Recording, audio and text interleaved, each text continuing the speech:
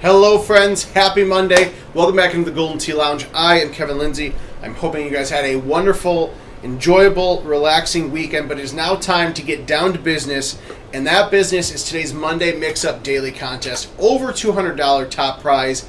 It is Easter Island. Kicking things off with hole 18 as hole 1. Quick sneak peek at the season 4 tees that are coming in the next few months. This hole gets much more enjoyable. It's more fun, maybe even a little bit easier from what I saw. More on that as we get closer to it. But for today's contest, we're just taking a 6-wood. We're high teeing it. Remember, this is a right 10 green slope, so you have to be mindful of that as you hit your shot. No GSPs there. And no eagle because we missed the putt. That's okay. Still, birdie is better than going in the water because even though the wind is only 5 mile an hour to the right, that green slope is potentially a killer there. Hole 2 is actually hole 1, 389 yards off the tee, but this is actually very much drivable, potentially even holeable. Can we get a kick to the right? Nope. But we are going to get on the green to putt in for eagle. Somebody is absolutely going to go 3 strokes better after this hole because it is such a nice straight shot from the tee box to the pin. Somebody is going to hit a hole-in-one on that hole. On hole 3, we've got Easter Island 13. So instead of the regular par 3 you're used to seeing, you get a little bit of variety there with the 112-yard look. Take your birdie, move on. Get to number 4, which is actually Easter Island 3.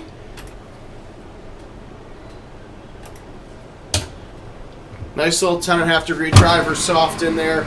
Now, if you're a newer player to Golden Tee or just prize play overall and you're going to see the scores, oh, come on. You're going to see some of the scores that these guys hit on the daily contest or the Monday Mix-Up, the Freaky Friday. Do not fret at seeing those. Those players are highly skilled. They're playing thousands of games each year, if not close to hundreds a month, and especially when it comes to these daily contests, those guys are playing a ton of games to learn the shots that they need for that course.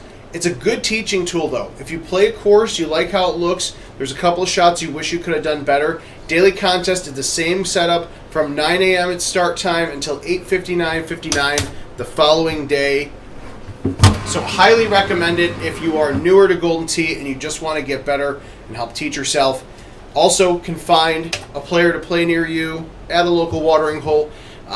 It sounds weird to say, but anytime you can find a player that is better than you to play Golden Tee with, the more that you're going to learn and the better you're going to get over time. All right, hole 5 was typically hole 6, that par 5, even though it was 650 yards. Pretty easy to get there on 2 and get your eagle. Hole number 6 is actually hole 16, and this is a super short 51-yard par 3, down 9 green slope. So for those of you like me who have the super spin clubs, definitely going to be your friend because that wind is blowing in towards the green. And with that downslope, you can get it pretty close there. As we move on to hole 7, this is number 9 typically. This is that par 3 with the 2 tiers, with the pin setup and the tee setup here. Nothing you really need to worry about. You shouldn't, keyword being shouldn't, get anywhere near that tiered green with the pin spot there. Should get your birdie and move on as we go to hole 8, which is actually Easter Island number 12. One of those fun par 5s that became a drivable par 4 with the season 3 tees. Let's see if we can ace this. That would be great. It was looking good, and then we hit it a little bit too far to the left. But I've said it once, I'll say it again, I've said it a million times. This is especially from me who can shoot a 30 on a great day, but also shoot like a 15 or 18 if I'm not having a swell day when it comes to Golden Tee. Anytime you can get an eagle is going to be a winner in my book. Not every shot has to be a hole out or getting it close to the hole. If you can get an eagle, even if it's 30 or 40 or 50 feet away on a drivable par 4 or a par 5, that is a victory in my book. and you should make sure that you count it as such.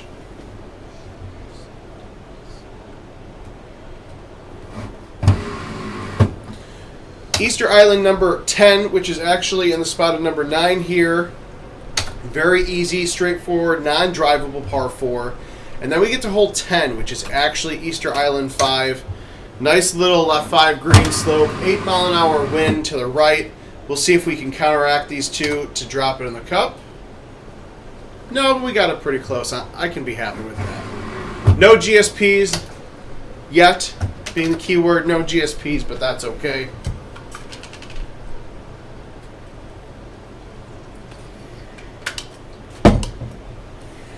We get to hole 11.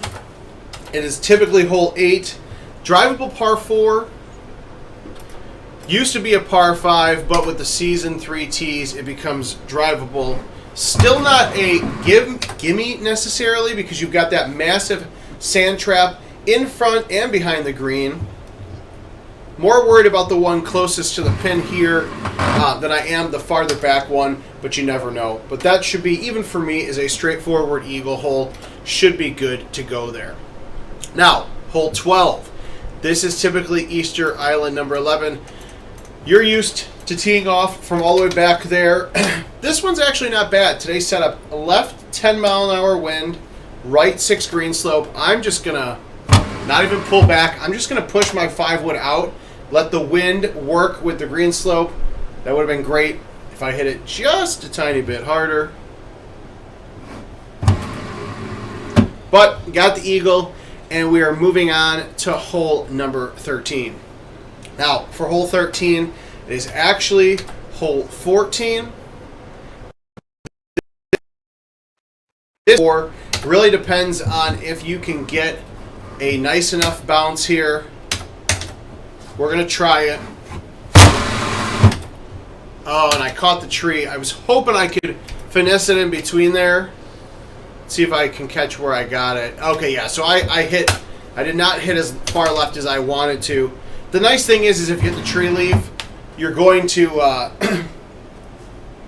your ball's going to drop right away. So you still have a good approach shot to the green to putt in for birdie. The problem is when you don't hit it hard enough, or you hit it a little bit too far left, when you get in that sand trap, you're looking at potentially par or worse. So I'm okay with where we ended up there. Hole 14 is typically hole 17, that tough par 5. This one, the wind's blowing to the left. But we're going to hit a big A1 and hopefully take advantage of that wind blowing to the left to hopefully blow us far, far away from the water. I think we're going to get lucky here.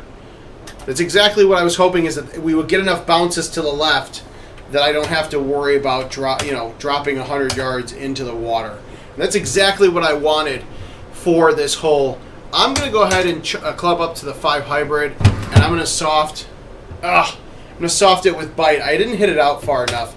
But that is another fun hole because you have that massive up 10 green slope that you can really, especially with the 5 hybrid in my opinion, get some good movement and get GSPs or even potentially a double eagle there. Now for hole 15, we're going to go back to hole number 7, drivable par 4. This one a little bit longer than a typical look, pin in the top left corner, but I think we got a nice look here to potentially get some GSPs or better. Now I put bite on it because I am so used to hitting the ball too hard, and I figured I would rather hit the green and have a putt versus trying to get cute and get close to the pin and then blowing it past the green there. Nice thing about hole 16 is it's not a tough par 3. It's a pretty easy one because we're throwing back to hole 2. 9 mile an hour wind to the left. This may even go in.